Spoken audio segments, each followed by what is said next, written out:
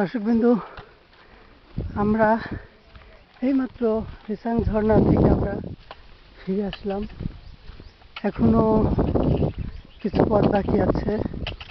আমি ঝর্ণাতে উঠতে হয়, উঠা নামা প্রায় 20 তলা নিচে নামতে হয়, 20 তলা উপরে নামতে হয় এরকম।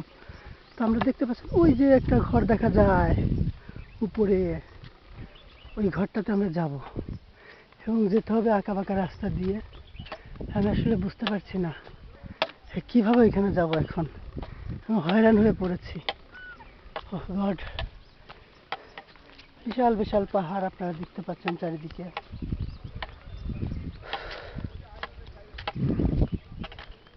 ট্রাভেলের জন্য ভালো, বেস্ট একটা এরিয়া। আমাদের কিছু সঙ্গীরা অনেক দূরে এগিয়ে গেছে, আমি পিছিয়ে পড়েছি। একটু আগে ডাব খেয়েছি তো দেখতে পাচ্ছি আমি কেমন হাঁপাচ্ছি। তো ওই যে ওইখানে উঠবো।